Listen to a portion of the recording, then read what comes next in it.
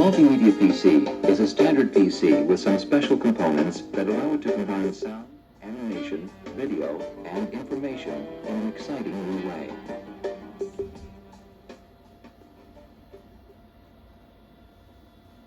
In this tour, you will learn about the components that make up a multimedia PC and how they work together.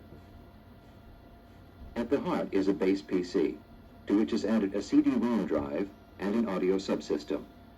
Specific video display characteristics are also required. You'll also learn about performance criteria a multimedia PC must meet to earn the NPC mark, and why those requirements are important. Each of these subjects is covered in one of the 5 sections of the tour. To view the sections, click on the buttons at left.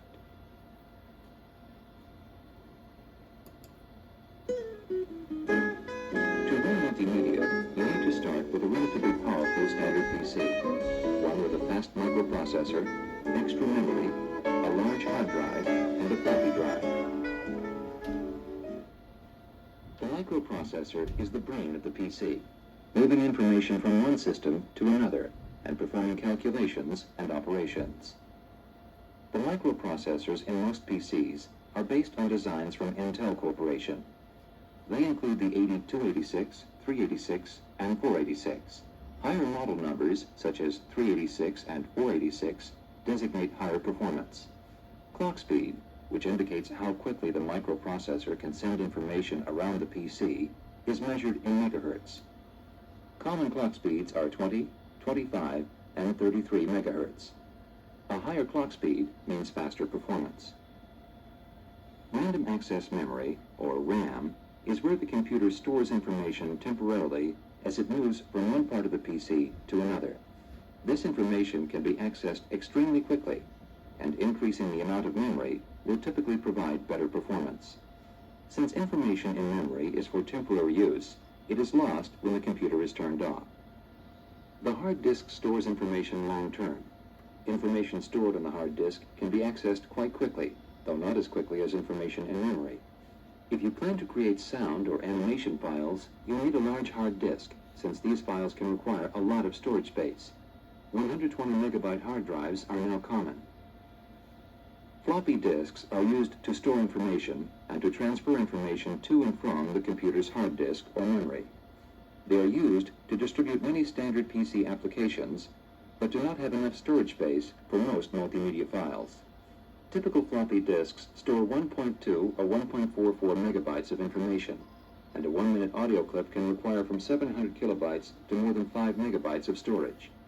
In addition, accessing information from a floppy disk is much slower than from a hard disk or RAM.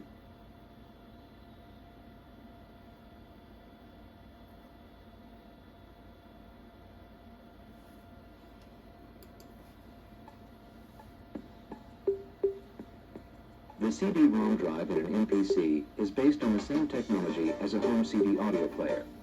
The difference is, CD-ROM disks can store computer programs, pictures, and video, as well as sound. A single CD-ROM disk can store large amounts of data, more than would fit on 500 floppy disks. This huge capacity is perfect for multimedia. For instance, a CD-ROM disk can hold an hour of music, thousands of images, or over 50,000 pages of text. Most of the information from the CD-ROM drive is sent to a CD-ROM controller. The PC then processes the information and sends it to the proper components, to the sound card for audio, or to the video display for animation or graphics.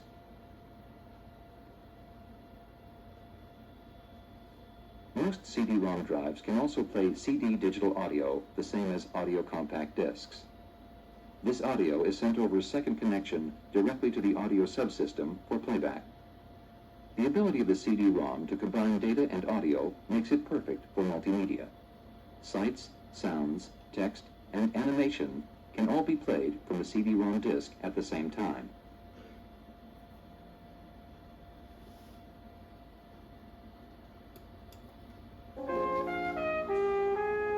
The audio subsystem allows you to record, create, and play back sound and music.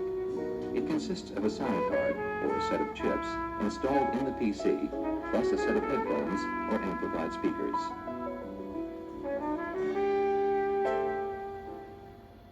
The audio subsystem performs several different functions. It converts sound from a microphone or other source to digital form for storage or editing on the PC.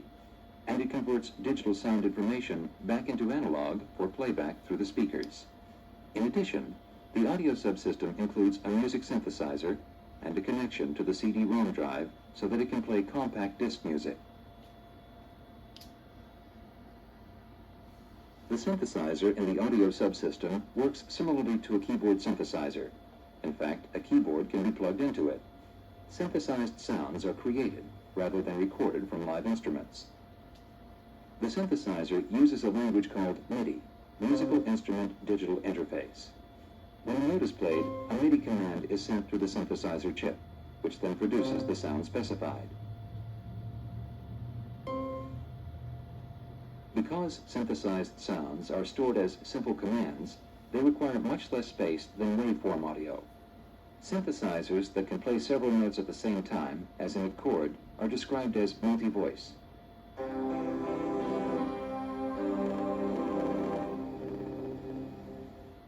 If more than one instrument can be played at the same time, as in a band or symphony, the synthesizer is described as multi-timbral.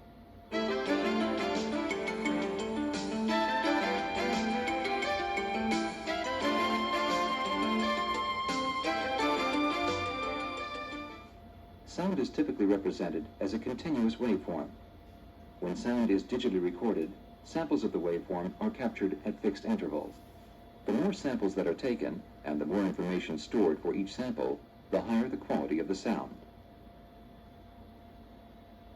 The sample rate, measured in kilohertz, describes the number of samples taken.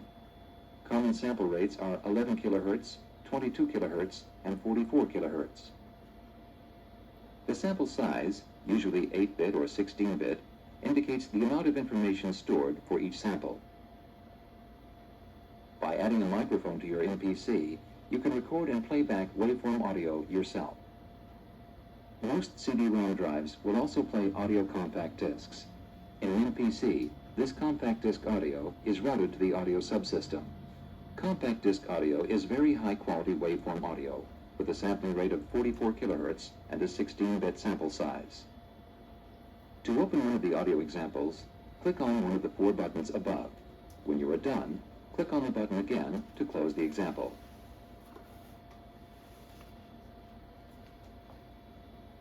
Click on these buttons to hear a MIDI instrument.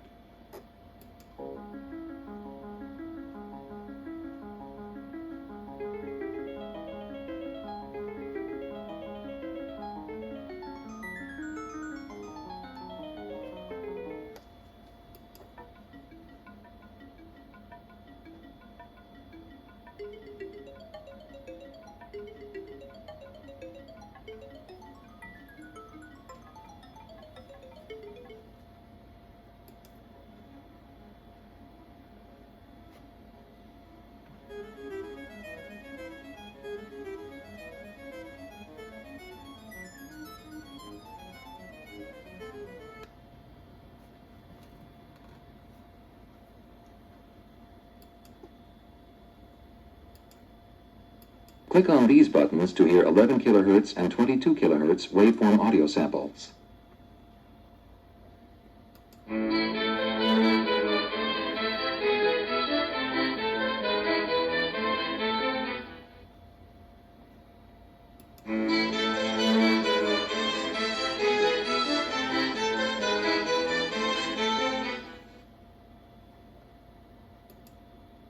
Click on the play button to hear a sample of compact disc audio played from the CD-ROM drive.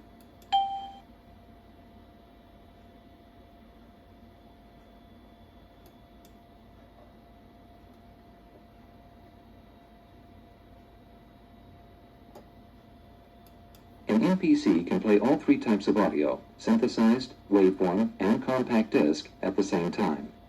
Like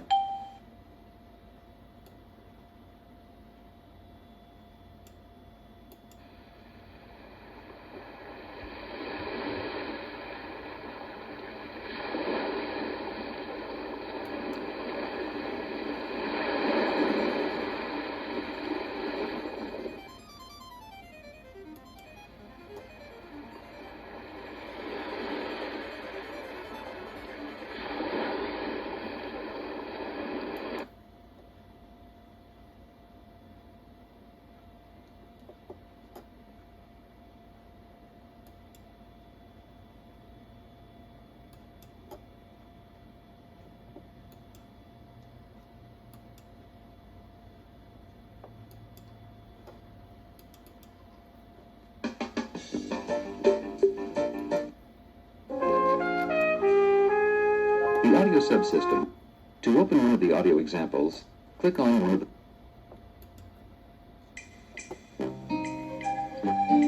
The video display system draws the images and animation you see on your screen. It typically consists of a monitor and a video card.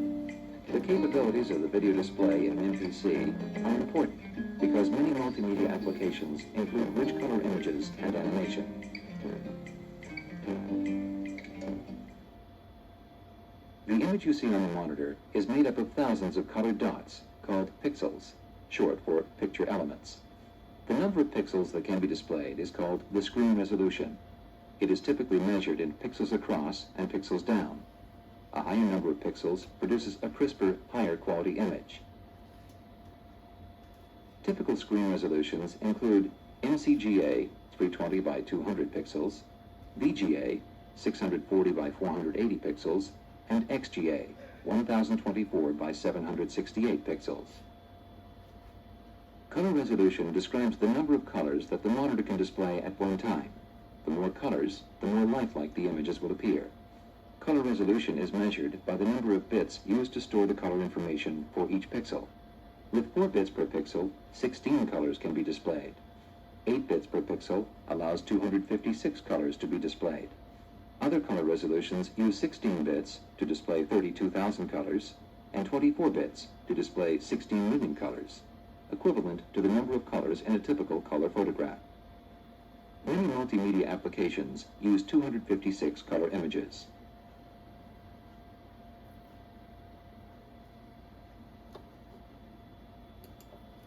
Multimedia applications require greater performance capabilities than many traditional software applications. Data from standard PC applications is moved in blocks.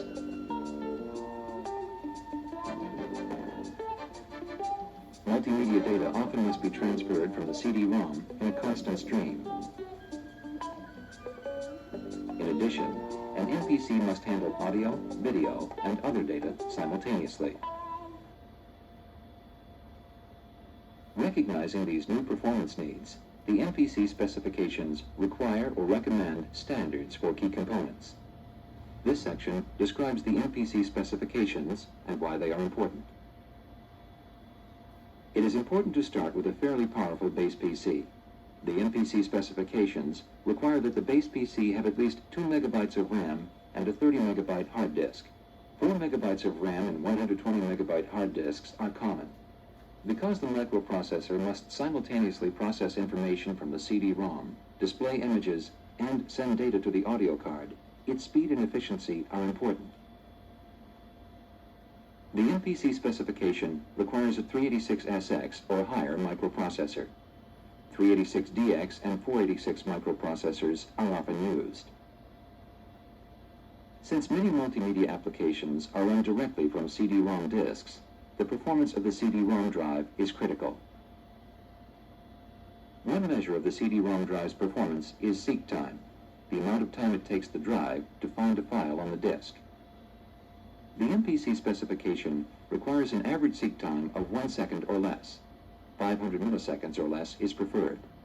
Another measure is the CD-ROM drive's data transfer rate, the speed at which it can deliver information to the PC.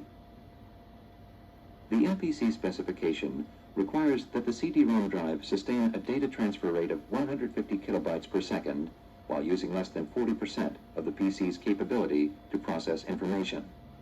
CD-ROM drives that do not meet these specifications may not be able to stream audio or video information acceptably. This will cause the audio or video to distort or break up. The MPC specification for the audio subsystem requires the following: an internal MIDI synthesizer with multi-voice and multi-timbral capabilities, playback of 11 kHz and 22 kHz 8-bit waveform audio, as well as the recording of 11 kHz 8-bit audio through the microphone jack, playback of compact disc audio. The MPC specification requires VGA or higher resolution. Animation and video require screen images to be moved very quickly. To do this, the microprocessor must be able to move large amounts of information with great speed.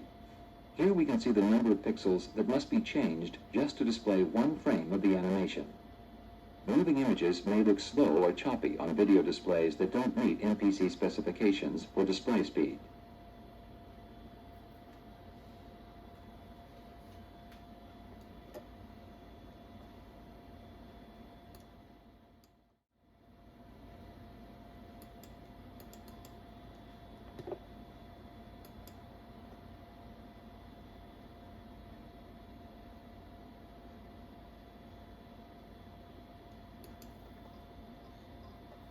This is a test of your PC's ability to use Microsoft's Video for Windows technology. This specific video was created with the Microsoft Video 1 compressor. A PC's ability to run video shows up in three areas: synchronization, video quality, and audio quality. Synchronization refers to how well the sound in a video matches to movement. For example, my spoken words and the way my lips move should appear natural. Video quality is a measure of how smooth motion appears. This video runs at 15 frames per second, half the rate of television. Even so, my movement should still look smooth. If my motions seem jerky, this indicates that some of the frames in the video aren't being played. Audio quality is a measure of how well audio plays without interruption. During this test, my narration should be smooth and continuous. If you hear unexpected breaks, this indicates a playback problem. This ends the test. A window will soon appear that provides results for your system.